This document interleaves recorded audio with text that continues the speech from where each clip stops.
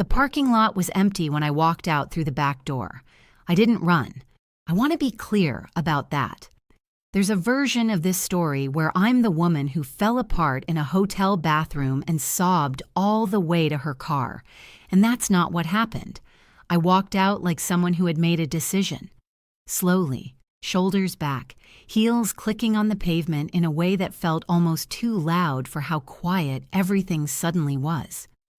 The night air hit me first. That thick, late summer Georgia heat that doesn't really cool down after dark. It just stops being the sun's fault and becomes something else entirely, something that belongs to the night itself. I stood there for a second, let it settle around me and listened. Inside, through the wall, I could hear the band starting up again. Something slow, something that had probably been played at every Whitfield family reunion for the last 30 years. The bass line moved through the concrete beneath my feet. I found my car. I threw my bag on the passenger seat. I turned on the air conditioning and sat there with my hands in my lap while the vents pushed warm air at me that slowly turned cold. My phone started vibrating.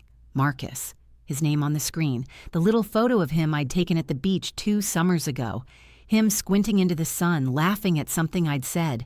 I watched it pulse, once, twice, 8 times, 10. I put the phone in the center console face down, and I drove away. I need you to understand something before I tell you what happened inside that building. I did everything right. I know that's what everyone says when they're on the wrong side of a story. Nobody ever thinks they're the villain.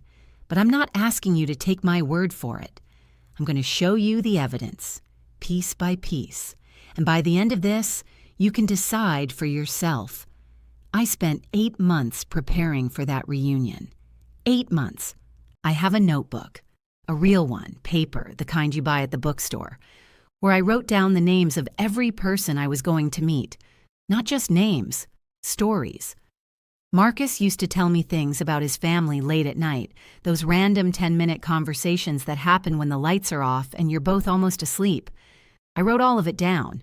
I wrote down that his cousin Thomas left a corporate job in Atlanta to open a restaurant in Charleston, and that the family thought he was throwing his life away, and that now the restaurant has a 6-week wait list. I wrote down that his Aunt Patricia had a stroke 2 years ago and was still doing physical therapy, and that she was embarrassed about it and didn't like people making a fuss.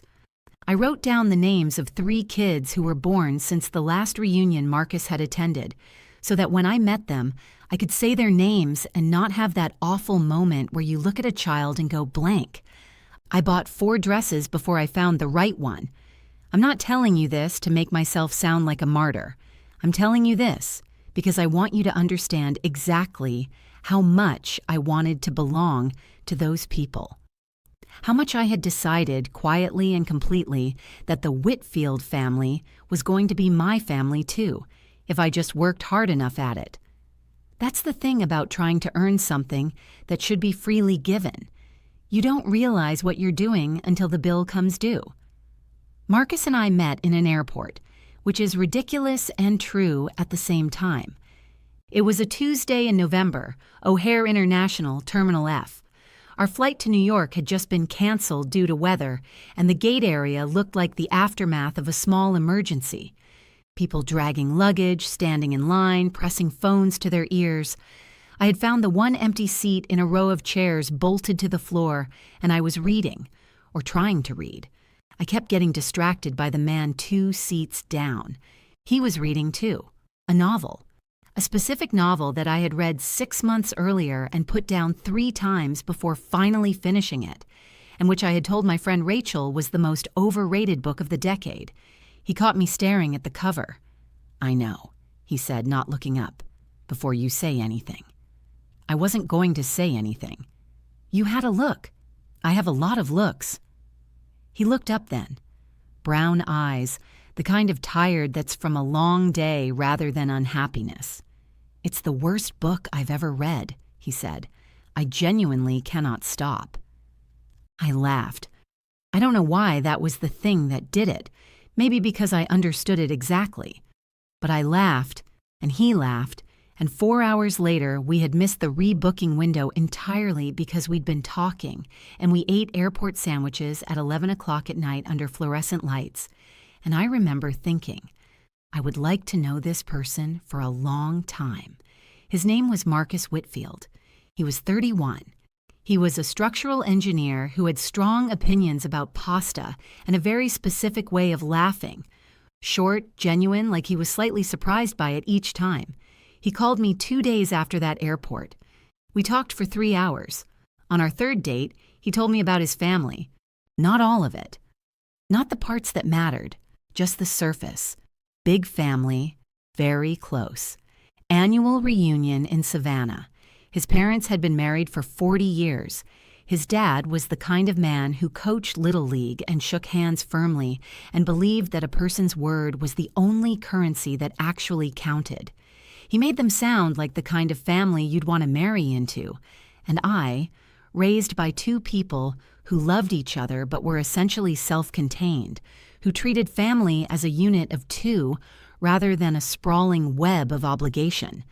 I thought that sounded wonderful. Here's the thing about Marcus that I should have understood sooner. He had two versions of himself. I didn't think of it that way at the time. I just noticed, the first time we visited his parents, that something changed. The Marcus who argued with me about movies at 2 a.m, who called to make sure I got home safe, who knew exactly how I took my coffee and remembered the names of my coworkers and their ongoing dramas. That Marcus stayed in the car. The one who walked through his parents' front door was quieter, careful, like a man moving through a room with a very low ceiling, always slightly bent, always aware of where his head was in relation to something above him. I thought it was family anxiety. Everybody has it. That low-grade performance pressure you feel around the people who knew you before you were fully yourself. I didn't think about what it meant that it never went away.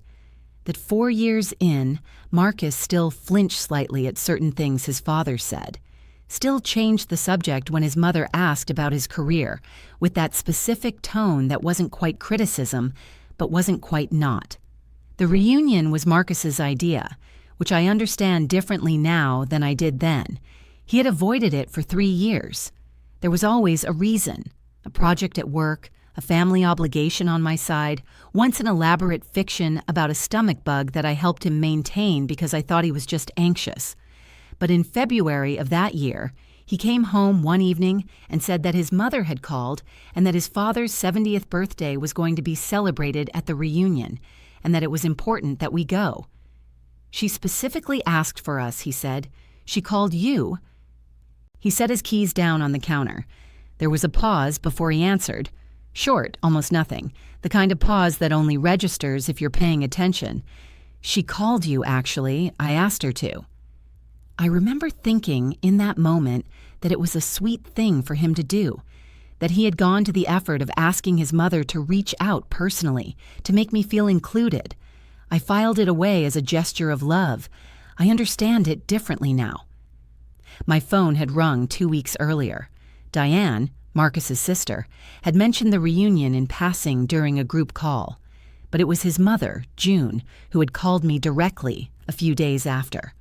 I had saved the conversation almost word for word in my memory because it had felt so significant. Claire, she said, and I noticed she used my name, which was rare. She usually just launched in, "This year is special. We need you both there. You're part of this family now. It's time for everyone to know that." I had glowed for days after that phone call. When I told Marcus, he nodded, smiled. "That's good," he said. But there was a pause between the smile and the words that I filed away without knowing I was filing it. The reunion was on a Saturday. On Thursday evening, 48 hours before, I found the messages. Marcus had left his tablet on the kitchen table and gone down to the lobby to pick up food. The screen was on. He'd been reading something. And I went to turn it off, intending to set it face down and go back to what I was doing. But the message thread was open. It was from his sister, Diane. I want to be precise about this. I was not snooping. The screen was lit, the conversation was visible, and I saw my name in the first line before I had any choice about it. Once I saw my name, I couldn't look away. I won't give you every word. Even now, reading it back in my memory, there's a specific kind of hurt that lives in those sentences. Not hot anger, but something colder and more structural, like finding a crack in the wall that explains why a door has never quite closed right. The message was from 3 weeks earlier. Diane had written that the family had been talking and that they were concerned about the situation with Claire, that their father was uncomfortable, that the reunion might be a good opportunity to have an honest conversation before things got more complicated.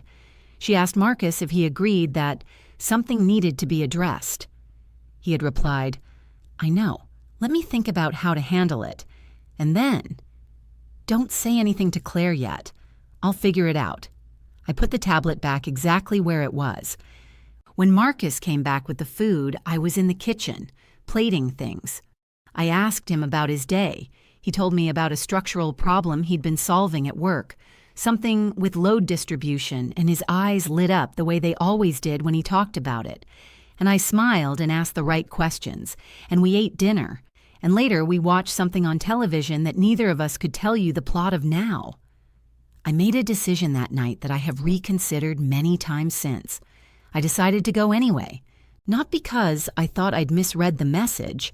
I hadn't, but I made the calculation with the particular stubbornness of someone who has always believed that competence is a kind of armor, that if I showed up, if I was warm enough and gracious enough and impossible enough to dismiss, then whatever honest conversation the Whitfields were planning would just dissolve. You can't execute a verdict against a person who is standing right in front of you being genuinely lovely. I believed that. I went to sleep believing it. The Whitfield family reunion was held at the Magnolia Club, 40 minutes outside Savannah, a place that smelled of old wood and heavy air conditioning and the particular kind of permanence that money buys when it's been in the same family for long enough. There were 300 people there, cater waiters in white jackets, name tags that said only your last name, as though your first name was a formality and your bloodline was the actual introduction. Marcus was quiet in the car, not unusual for him before family events, so I didn't push it. We walked in together. He had his hand on my back as we went through the door, and I remember being grateful for that, for the physical fact of him being there, choosing to be next to me. The first 40 minutes were better than I had let myself hope for. Cousin Thomas came to find me almost immediately, and when I mentioned that Marcus had told me about the restaurant in Charleston, his face opened up in a way that felt genuine and warm. He had the same laugh as Marcus, that surprised, abbreviated laugh, and he pulled me by the arm to go talk to his wife, and I let myself think, maybe I was wrong about the message, maybe it was older news, maybe the family had already moved past it. An aunt, Marcus's father's sister, a woman named Beverly who moved like someone who had been beautiful for 50 years and knew it was a fact rather than a compliment, took my arm during cocktail hour and told me that Marcus looked happier than she'd seen him in years. "You've been good for him," she said, and the way she said it was the opposite of the way the sentence could be said. Not a consolation prize, but an honest observation. I held on to that sentence for the rest of the evening. Marcus's father found us before dinner. Gerald Whitfield, 70 years old that day, built like a man who had worked with his hands before he had money. A handshake that was not an assessment, but a declaration. He embraced Marcus first, the way fathers do when they're trying to compress years of pride into a single gesture, and then he turned to me and said my name correctly, Claire.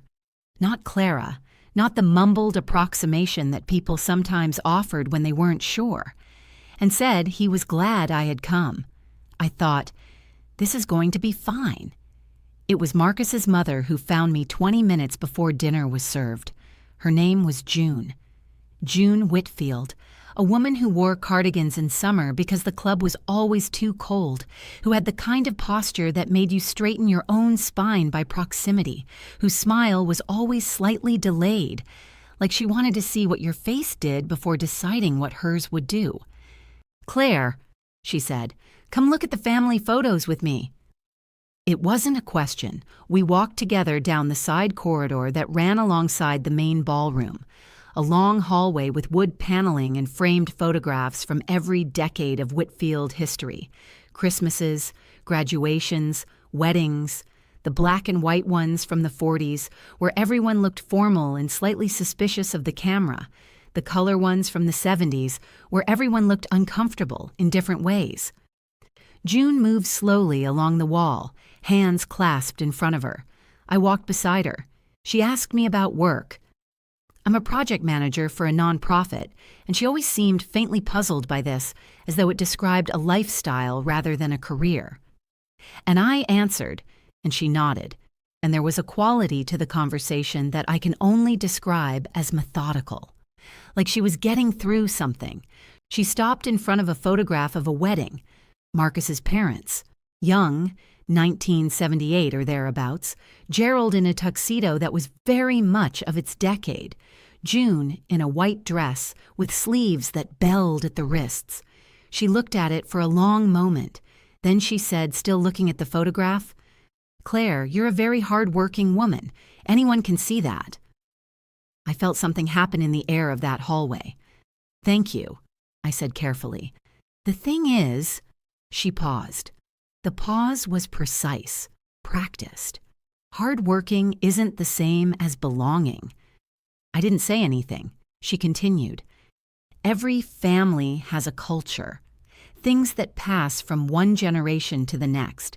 Values that you absorb growing up, not ones you learn later. I'm not saying you're a bad person. She turned to look at me then, and her expression was almost kind, which was somehow worse than if it had been cold. I'm saying that Marcus grew up knowing what's expected of him, what the family expects, and I'm not sure that you two have been entirely honest with each other about what that means in the long run. I stood very still. This reunion, she continued, is a good opportunity to be honest with the family and with each other about whether this is sustainable. She said sustainable. I have never forgotten that word. The way she used it, like she was talking about a business decision, like my marriage was a project with uncertain return on investment. She looked at me for another moment, then smiled, that delayed smile, the one that came after she'd read your face, and turned to walk back toward the ballroom. I stood in that hallway for approximately 30 seconds. Then I walked back in. Marcus was standing with his father and two uncles, big men, ties loosened, the particular ease of people who have always belonged to rooms like this. He saw me coming. Something crossed his face, a flicker, a registration, and he excused himself from the group and met me halfway. "Something happened," he said. He wasn't asking. I told him. I kept my voice low and even because we were surrounded by 300 people, and because I had made a decision on that walk back across the ballroom floor, I was not going to give this room the satisfaction of watching me break. I told him what his mother had said, as close to word for word as I could get. Marcus listened. His face went through several things. When I finished, there was a pause that lasted exactly long enough for me to know what was coming. "She didn't mean it the way it sounded," he said. I looked at him. "She can be blunt. She doesn't always. She's not saying you don't belong. She's saying that maybe we haven't been clear enough with each other about what the family expectations actually involve. And that's maybe something we should, Marcus, have talked about before, and it's probably worth—" "Marcus," my voice was very quiet, quieter than I expected. "You knew this was going to happen." He stopped talking. The noise of the room moved around us, glasses and silverware and 300 people who were not having this conversation. "I saw the message from Diane," I said. 3 weeks ago. She said the family had been discussing the situation with Claire. You told her not to say anything. You told her you'd handle it." I watched his face. "You decided to bring me here anyway and let it happen in person." The pause that followed that was the most honest thing Marcus gave me all night. "I thought," he started. "What did you think?" He exhaled, looked at the floor for a moment. I thought if you were here in person, if they actually saw you, it would be different. Different from what? From how it sounds in messages. He looked up. They don't know you, Claire. I thought if you were here, you thought if I performed well enough, they'd call off the intervention. He flinched at the word. Good. I was trying to fix it, he said.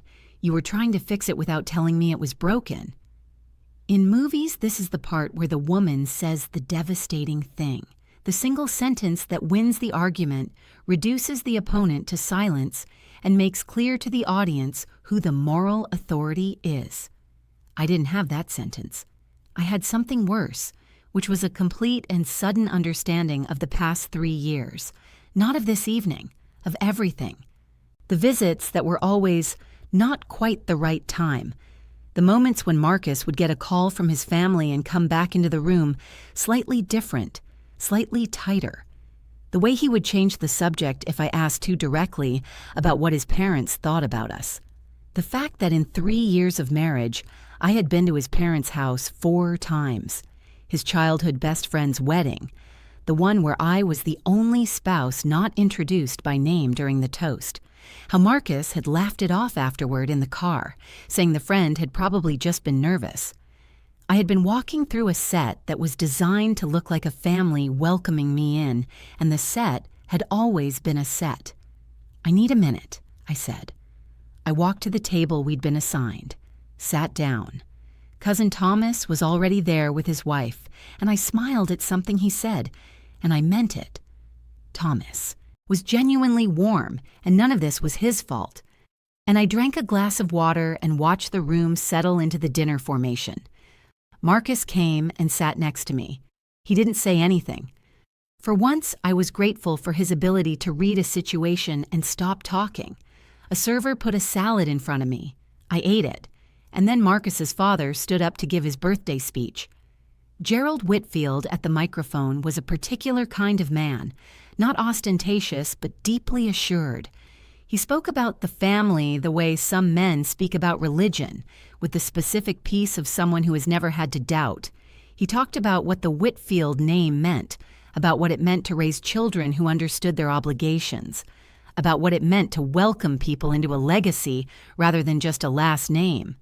He looked at me when he said that, not unkindly, not warmly, with the specific expression of a man who was making a statement that had been prepared. We welcome new faces, he said, who are learning what it means to be a Whitfield. There was a ripple of something through the room, knowing smiles, small nods, the particular private language of a group that has discussed something among themselves and is now performing it publicly. I put my fork down.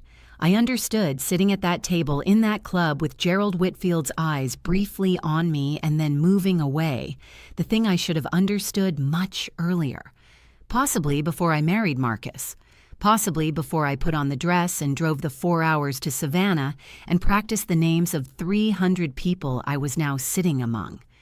I had not been welcomed into this family. I had been under evaluation. The reunion was not a celebration with me in it. The reunion was a verdict, and I had shown up and made my case, and the jury had already filed back into the box. I took the small notebook from my bag, the one I carry for work, for meeting notes and to-do lists and the logistics of getting things done. I had carried it into the reunion out of habit. I held it for a moment. The dinner plates were being cleared. The band was reassembling. I thought about 8 months of preparation. I thought about the 4 dresses. I thought about Marcus's face on the phone when his mother called and how he had said, "That's good," with that half-second pause before the words. I thought about the first time I visited his parents' house and how the version of Marcus I loved had stayed in the car. I thought, I have been competing for something that was never open for applications. I opened the notebook. I wrote 3 sentences. I tore out the page. I folded it in half and wrote Marcus on the front. I set it next to his wine glass. I put the notebook back in my bag. I picked up my clutch. I looked at Marcus. He was watching me with an expression I hadn't seen on him before. Not quite alarm, not quite recognition. Something just beginning to arrive. "I'll be right back," I said. I was not right back. I walked to the restroom, stood in front of the mirror for 2 minutes, looked at my face, the hair I'd pinned up, the lipstick I'd refreshed before we arrived, the dress that had been the right dress, and had the strange experience of feeling completely clear-headed inside a situation that should have been demolishing me. Maybe that's what it feels like when you finally stop pretending something is different than it is. I walked out the side door, the door that opened to the back corridor that led to the parking lot. Marcus called 17 times before I answered. He started while I was still driving. The phone buzzed against the center console in a pattern that became its own kind of noise. Urgent, irregular, the rhythm of someone who isn't sure how to stop. I counted without meaning to. On the 17th call, somewhere past the second hour at home, lying on our bed with the lights off, I picked up. "Where are you?" His voice was different from the one in the club. The careful, measured voice he'd been using all night, the voice of someone managing a situation, was gone. He just sounded like himself. "Home," I said. "Claire." A pause. Wind, somewhere on his end. He must have been outside. "I need to explain." "You don't," I said. "That's the thing. I understand all of it. That's the problem." Silence on the line. Far away, or maybe not so far, the sound of a road. "What did you write?" he asked. "In the note." I had written 3 sentences. I came into this family as a choice. I've been treated as a candidate. Those are not the same thing, I told him. Another silence, longer this time. "Are you going to ask for a divorce?" he said. Still not quite a question. "I don't know yet." The ceiling of our bedroom was very still above me. But I know I can't keep being the person who studies 8 months for a test that's been designed to fail me. That's not a marriage. That's an audition, with no callback. "I didn't design anything?" His voice had an edge now.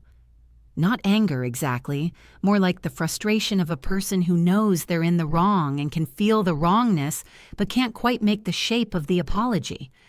"I didn't tell them to do that. I didn't ask my father to—" "You knew it was coming," I said. "You didn't tell me. Those are the only 2 facts that matter right now." A sound that might have been him sitting down on something. A bench, maybe. A curb. "I know," he said. "That's the first honest thing you've said to me tonight." "I've been honest with you. Marcus." My voice was very calm. I was surprised by how calm it was. Being honest with me would have been showing me Diane's message when you received it, or calling me and saying, "Hey, my family has an issue with you and I don't know what to do about it," or just, at any point in the last 3 weeks, giving me the actual information and letting me decide what I wanted to do with it. I stopped. Instead, you decided to manage it, to put me in that room and hope it resolved itself, to use me as a variable in a problem you were trying to solve without telling me I was in the equation. Nothing. For a long moment. "You're right," he said. "Not I know. Not I understand what you're saying. Just, you're right." It was the first time all evening that a sentence ended without a but following it. "I'm not going to tell you to choose between me and your family," I said. "I would never ask that of anyone, but I need you to understand what I am asking." I sat up. The room was dark, but I could see the shape of the dresser, the mirror, the outline of our life arranged across it. "There are 2 versions of you. The one who exists when it's just us, and the one who exists when it's them. And I can't build a marriage with both of them. I can only build one with you." He didn't say anything for a while. "Can I come home?" he said finally. "It's your home too, Marcus." He drove the 40 minutes back. I heard the car in the driveway, the door, his footsteps in the hall. He sat on the edge of the bed in the dark, and we stayed that way for a long time. Not touching, not talking, just present in the same room the way you are when something large has shifted, and you're both waiting to see where the pieces settle. I didn't sleep much. I don't think he did either. In the morning, I made coffee. He came downstairs. We sat at the kitchen table in the specific quiet of people who have run out of avoidance and arrived somewhere more honest. He told me something over that coffee that I hadn't known. He said that his sister Diane's husband, a man named Paul, who I had met twice and found quiet in a way that seemed like it was protecting something, had spent 6 years trying to win the Whitfield family's approval, that he had attended every reunion, every holiday, every obligatory Sunday dinner, that he had been polite and agreeable and strategically excellent, and that the approval had always been 12 months away, always contingent on the next thing. Paul and Diane had divorced the previous year. And Diane? I asked. Marcus wrapped both hands around his mug. Diane sided with my mother. She said Paul had never really tried to understand the family. I sat with that for a moment. Marcus, I said, do you understand what I'm saying to you right now? He looked at me across the table. In the morning light, no club, no family, no ballroom, he looked like the person I had met in the airport, the man who had been reading a book he couldn't stop despite hating it, who had laughed at the specific absurdity of that, who had talked to me for 4 hours under fluorescent lights and paid for sandwiches we were too distracted to eat. I think so, he said. Your family has a pattern. It's not personal to me. Or it is, but it isn't only me. Your family has a system for deciding who belongs, and the system is designed so the answer is always not yet, and the criteria is always moving. And you have been living inside that system your whole life. I put my mug down. I am not going to live in it, but more importantly, I'm asking you not to live in it either. He didn't answer right away. He looked out the window at the backyard, at the ordinary morning of it, the birds and the overgrown patch of grass by the fence that he kept meaning to fix. I don't know how to do that, he said finally. I've been trying to get their approval since I was 8 years old. I know, I said. That's not something I can fix for you. But you want me to try. I want you to decide if you want to try. For you, not for me. I looked at him steadily. Because I've watched you spend our entire marriage trying to make room for me inside a space that was never going to expand. And I don't need that room, Marcus. I need you to stop needing it for yourself. He nodded slowly.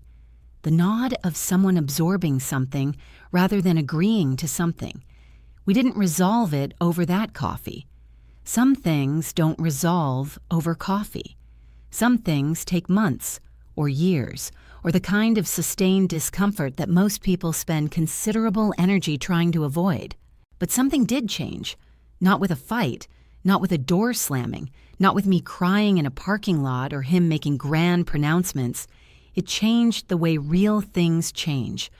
Quietly, slowly, the way a door that is always stuck in winter finally swings clear when the house settles in a new direction.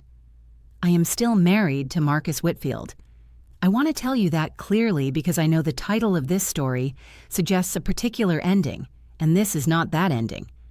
I left the reunion. I drove home alone. I answered on the 17th call. And what happened after that, what is still happening, is a more complicated story than the one I drove away from. What I learned in that parking lot, sitting with the air conditioning finally cold on my face and the lights of the Magnolia Club visible through the rearview mirror, is something I've been trying to find language for ever since. You cannot belong somewhere that has never opened the door for you. You can stand outside and learn the names of every person inside. You can choose the right dress and study the right stories and be warm and gracious and competent and genuinely, honestly willing to love those people.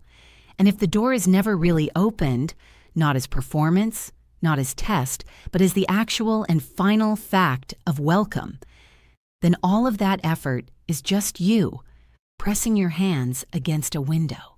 The person on the other side either decides to let you in or they don't. Marcus was learning slowly that the door was his to open, that he had been standing outside it too, his whole life, waiting for permission, that was never going to come in a form that would finally be enough. Some people learn that and turn toward the people waiting for them. Some people, like Paul, spend 6 years finding out what it cost. I am still watching which one Marcus turns out to be. I think he is too.